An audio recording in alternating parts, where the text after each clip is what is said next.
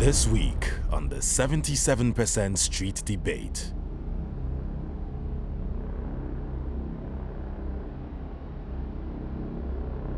When I moved here, I called my dad and I was like, Daddy, I don't think I can stay because people keep on staring at me. I actually got attacked by a whole group of people. I'm sorry, I don't want people to touch my head. It's not a petting zoo. We are discussing racism, but you can counter someone only if you speak his language. Well, it would be great to get to a place where we are unapologetic about who we are.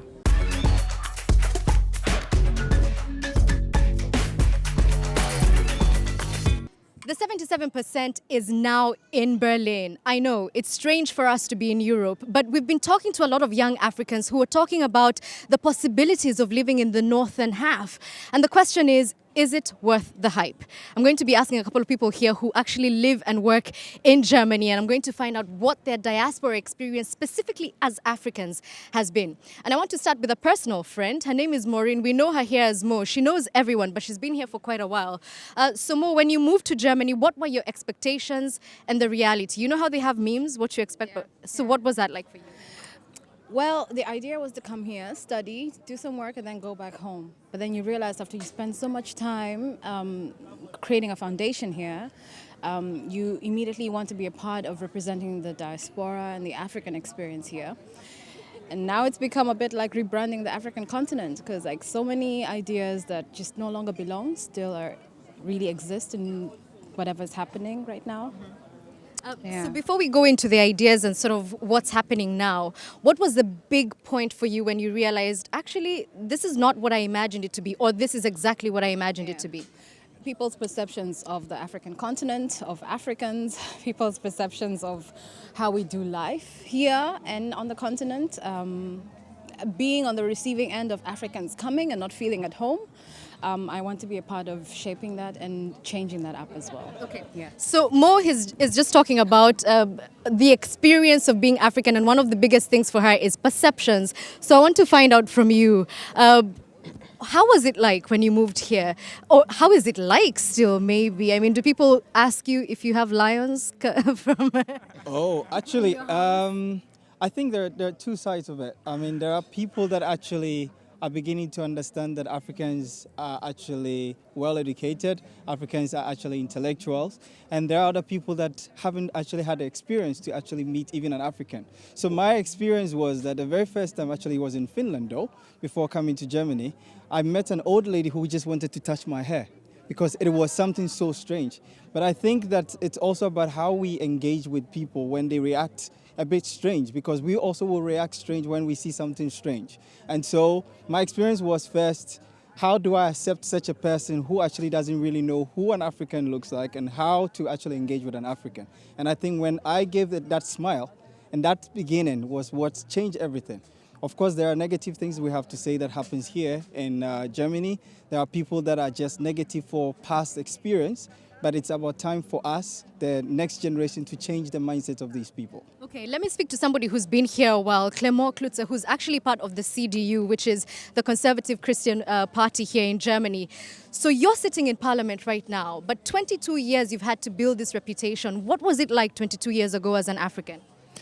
I have to say that is one of the reasons why I enter into politics, because I've just realized that something was lacking in the society regarding the African community.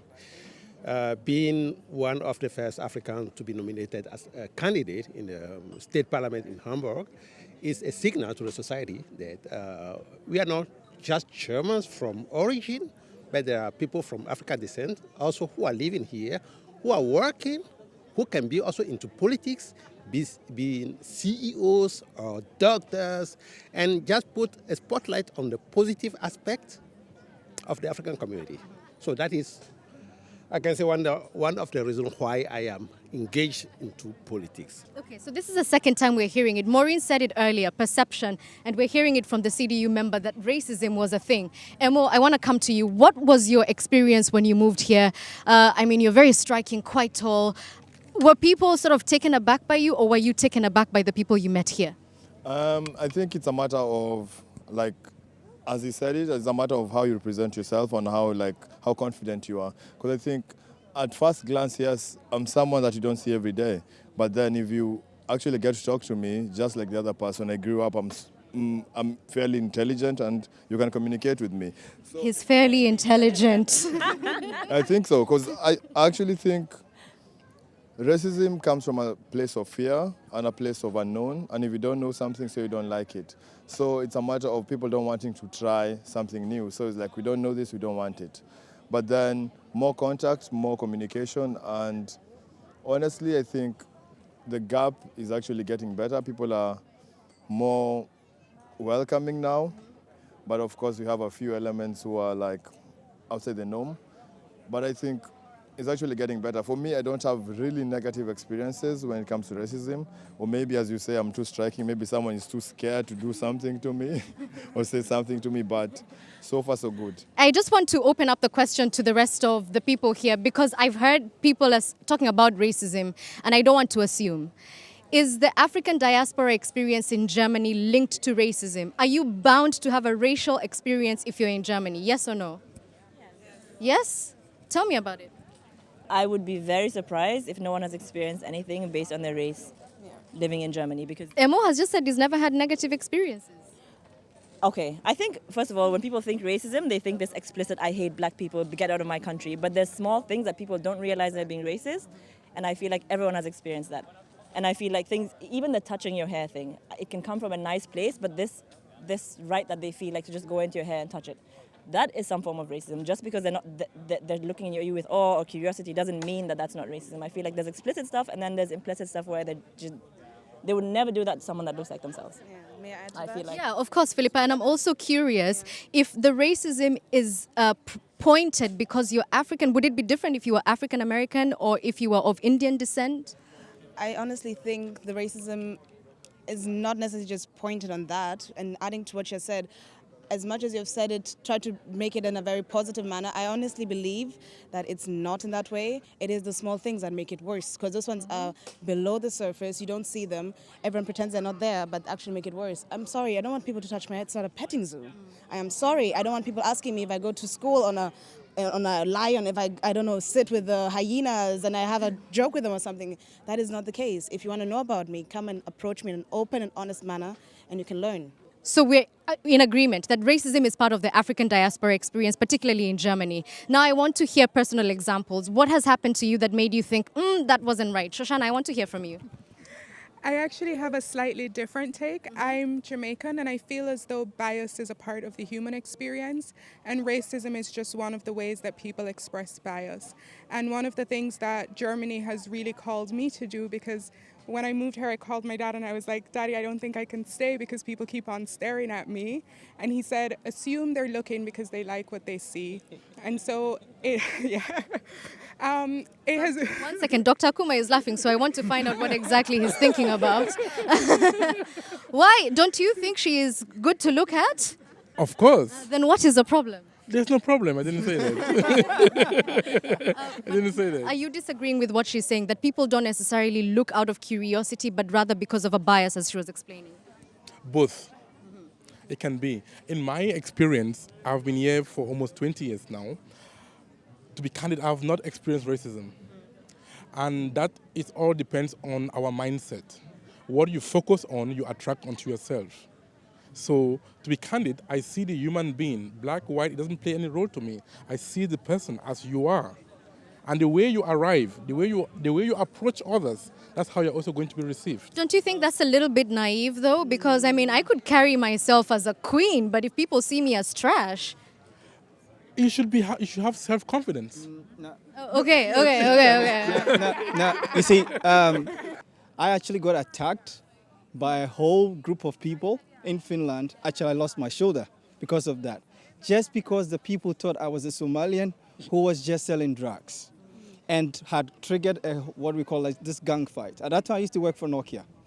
I can tell you the very first thing that happened, and I'm saying it on TV, the very first thing that happened, the police that came in first had a racial understanding that, oh, yes, it's this useless African who has triggered this whole conflict. So the report was different. They reported it and said it is a gang fight. Until Nokia responded and said, this is our stuff. He was actually on a work mission. Then the story changed. And so this is something that for me, actually, one of the reasons why I started being an advocate was that I wanted to show to the world that it's not just only the people that sit down under a tree, either smoking and relaxing, but also there are people that are intellectual, who have the high intellect to be able to do equally the same thing that our fellow white brothers and sisters can do. And so for me, I would say racism, it exists. No excuse to that. The only thing is we just need to have a different mindset and move towards the point whereby people can now accept us and realize that it is not because of what we used to think. Because of course, all this comes from one, fear, and it also comes from ignorance. When people are ignorant of the fact that you can be able to do some things, definitely they build that hatred. And of course, that is where racism actually breeds. Okay, so this conversation is not about racism, so I just want to put a cap on that. Because listening to your experiences, and you all have backgrounds from different countries, the immediate question is, but why stay here, Ansla? If it's so bad, why not be somewhere nicer? It doesn't have to be Africa, but I mean, be in Jamaica. Right. Personally, for me, everywhere in the world comes with its own opportunity.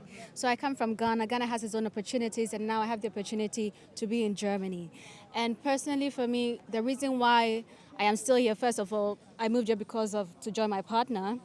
But for me, I also see the opportunity to develop myself. For me, my being here is to take advantage of the opportunity, the advantage of the language, the skills, the attitude towards work, take advantage of it, go back home, and then give back to my community, whether I'm going to establish my own restaurant or also run a recruiting firm, take the idea back to Ghana and make it better. So for me, my being here is to be the best that I can be. And I also think for all Africans who find themselves here, I'd say that there's opportunity to grow, there's opportunity to add so much value to yourself. So yes, there's racism, but don't let that be your focus. Don't go looking to be offended, because you would be offended, but they also need the maturity to rise above it, develop yourself. And when you've developed yourself, definitely your competence will speak for you, whether here or back home. Okay, so we've been talking about perception, but in a social space. But what happens when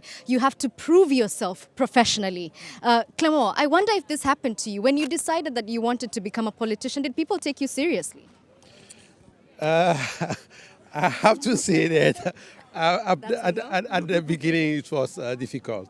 But like you rightly said, you have to prove yourself with the time and let people know that you are not just here as a figure, but you have something to offer to the society.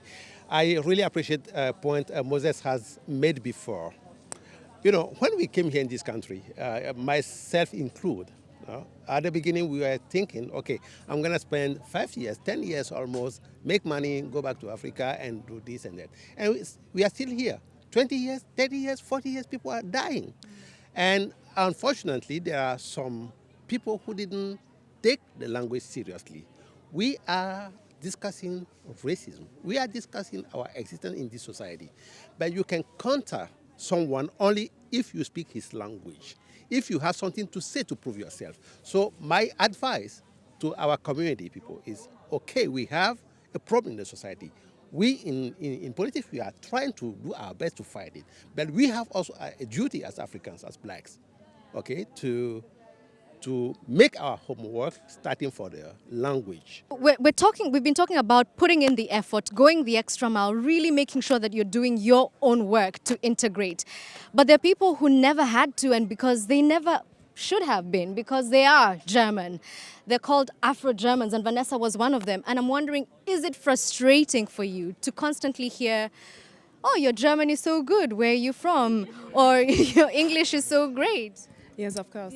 Yeah, but basically I stopped to take it very into me, because like for me, I'm not focused anymore that kind of racism anymore. I have different fights, like different racisms to fight, like education, working. I'm an artist, so I'm a makeup artist and a DJ, and it's very hard in my field to work into this field. So that is my focus more. If they talk to me like, oh, you speak very well for a black person, German, I say, yeah, thank you. I'm just block it because it takes too much energy. So I don't want to take my energy for that. I concentrate much more for the biggest fight, I think. That's for me important. Because I think for the new future, like the new generation, because me, I'm ready like to build up the new generation, because my brother is like young and has the same fight. So that's why I stopped to focus like all about my hair or about my color. I focus more in the industry of work, education, and all that higher thing. Okay. So has this been your experience where people sort of invalidate your Germanness because either one half or one side of you has roots elsewhere? Auch wenn ich ein bisschen einen helleren Ton habe, ja, als meine Brüder und Schwestern, bin ich trotzdem für die Menschen hier in Deutschland schwarz. Und das merke ich auch jetzt zum Beispiel, ich habe gerade mein Album rausgebracht und weil ich aus Afrika, die Wurzeln aus Afrika habe, gehen sie davon aus, ich müsste für die westafrikanische Musik machen. Also die weiße Menschen geben mir vor, was für Musik ich machen muss, was afrikanische Musik ist. Und das ist mega traurig und da merke ich eben, das ist der strukturelle Rassismus, der drinne steckt. Is it a time to stop labeling people Africans, Europeans? Because it seems that the world is so integrated and so mixed up that very soon everyone will look like Addie and you. What do you mean? Obviously, if you start labeling people, you're African, you're German, you're this, you're actually excluding them from being everything, basically, because or anything, you know what I mean? In that sense, that's the idea, I think, behind it. That instead of saying, oh, you're African, you're this, when people, for example, ask me, where are you from? I don't necessarily need to tell them I'm from Kenya. I said, I'm a child of the world. I love everyone the way I want to be loved. And that's the important thing. But as soon as you obviously start labeling people, that also puts people at the point where they don't feel like they belong. And that sense of belonging is important. Okay. Let me ask a different question. Let me ask a different question and let me redirect it to this side of the crowd now because I've been stuck there for a while. The experience of the African diaspora or the black diaspora versus, a word was used in one of our debates, white adjacent, where you're not quite black and you're not brown. Is it different? I'm happy that you got to that question because I think what has been the ultimate experience for me, and you asked earlier, why do we stay in Germany? And for me, it's because immigration is for me a hero's journey. And it has put me in full confrontation with my own biases. And those biases are whether it's race, whether it's gender, whether it's sexuality or religion. And so for me, it's not so much are people being racist towards me. I ask myself, who am I being racist towards? Because I do it. Even if I don't want to admit it, even if it's not something that matches whatever my politics are, the reality is that I am also biased. And I'm not familiar with the term white adjacent or anything, so I'm not sure if this... New and exclusive to the 77%. But I also wanted to say, because you asked earlier about proving yourself, and we are living in a time where everything is up for revision, everything is up to be redefined, and no one of us has to prove ourselves anymore. We don't need to prove that we can be a doctor, that we can be a lawyer. Those professions are going to be ultimately changed because of technology. So I think the work for all of us is to think, how can I write the history that is being written right now? Speaking of writing, Julia here is actually part of a magazine called YAAM, which is specifically for the African diaspora, at least looking at African issues. Is what we're talking about here sounding familiar? Are these some of the issues that you're dealing with in your magazine? A lot sounds familiar, yeah. Actually, we're not only aiming at the diaspora itself, but actually also at society as a whole, because we think, we agree with you guys who said it before, that that it is important that the image of Africa, which is too often talked about as a unit, as if it was all homogeneous and the same, and everybody from there is the same, which is not the case. It's a huge continent, and there's a lot of diversity, as you can see here, in the different opinions also and views, and there's a lot to talk about, and we try to diversify and to give a more differentiated view on what is going on the continent and also within the diaspora itself.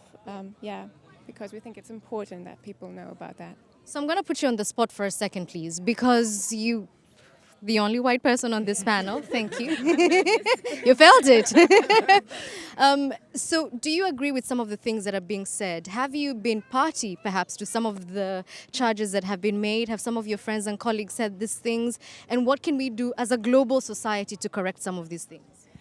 We actually often have debates about that during our lunch breaks and stuff. So I've heard my colleagues' experiences as well, and of course, it's kind of hard and touching also, me being a German person, to hear that these things happen, but it's also very important to acknowledge these and to know that this is happening and to realize, yeah, of course, there's differences. And these differences, I think, exist in every society, at least so far.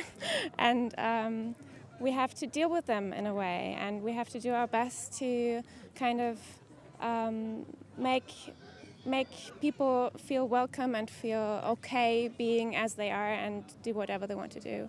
Yeah. So at the beginning of this conversation, I asked, is it worth the hype? You know, all these people who are crossing the Mediterranean for reasons that are unknown to us, some of them are, is it worth it to live here? And I want to ask you, Moses, you talked about living in Finland earlier, and you alluded to the fact that you're Ghanaian. Yes. So do you think that you will ever go back to Ghana? Is it an option for you? Are you even considering that? That's a very tough one. I tried it once. So when I was working with Nokia, I decided that it's about time to go back home. And guess what? They threw me to Nigeria because Africa is home. So I was working in Nigeria for 2 years. But I can tell you that I felt like I'm still missing something. And guess what? I returned, and I'm now, of course, in Germany, because here is home for me. I have to be very honest. Here is home for me. I go to Ghana, I go to Nigeria, I go to Kenya more on a visit because I feel more comfortable here as home. And again, I mean, to what she talked about, you know, we need to write that history. It's not about people, you know, we kind of being part of that history that is being written by others. We need to write the history. So we need to be part of changing the whole mindset. Yes, we might have to do 3 times more than a normal average person would do. And I'm going to switch a little bit. I mean, one thing I want to say is that we are all going to be biased one way or the other. I was just saying something to my brother. If we would hear, and especially those in the diaspora, if we hear that there is a migration from one country, and I don't want to mention particular countries, we have some countries that when you hear the citizens are crossing border, the people actually living in the diaspora even are the ones that are so passionate saying, we don't want them to come to our country. And then you ask yourself, but you're living in another person's country. And so what we see is definitely when fear takes charge, people become biased. And so for me, what is important is that for us to take away that fear, we need to prove, we need to also integrate, and we need to make sure that people feel comfortable with us. So for instance, if we are in Germany and we don't abuse the system, but we actually improve the system, definitely people feel comfortable and those biases will start to fade away. But if we see that we are coming and abusing the system, definitely there is a level of hatred that will come in. So for me, here is home. I want to come back to you, Clément, as we wind up. Looking at the future and with you at CDU, we're saying that Africa's population is doubling. We're getting younger and younger. Globalization is not going to stop anytime soon. So what is the CDU doing to ensure that in 2050, another one of your representatives is not standing here with a young African asking the same questions? I have to admit that the German government, through the Chancellor, is doing a lot. You guys maybe have heard about Marshall Plan for Africa, or compact with Marshall Plan for Africa and compact with Africa. These are programs that are supposed to help the development economically in Africa. Someone makes already the point. What pushed our youngsters from Africa to come to Germany is a lack of opportunity, lack of job. So we try every time to send money back home, and this money is going into consumption, not into investment. So we have to start building. Someone make the point, entrepreneurship. 5 years ago, myself, we initiated the Night of African Entrepreneurs, every year taking place in Germany, in Hamburg, you know, to empower our community so that they can replicate that also back home. I think that the German government is doing the right thing. That will take a little bit time, but we have to acknowledge that we Africans, we have to get involved in the process and not sitting beside and criticizing, but we have to get engaged, involved to help push this opportunity back home. I want to close this debate with the person I opened it with, Maureen. You've been here over a decade, as we said. Looking at the future, what are some of the things that you would like young people to experience when they visit not just Europe, but the general Northern Hemisphere that will have changed? Your ideal for the diaspora? Well, it would be great to to get to a place where we are unapologetic about who we are. To get to a place where we can continue to contribute to the well-being of society, to get to a place where we're not repeating and re-establishing what we stand for, who we are, where we're from. It would be great to have more allies to have these conversations with, because Africans are not the ones to have these conversations only with, you know. We have friends, we're building relationships, we're building families with Germans, with Europeans. So it would be great to graduate from this level of conversation that we're still having or are prone to go back to. Yeah. Well, at the beginning we asked, what is the African diaspora experience in Germany? The answers have been complicated, non-binary, exhausting at times, refreshing, and it's a conversation that needs to keep happening. Thank you to my panelists who joined me here today. Place I call a second home, and from Berlin we say, tschüss.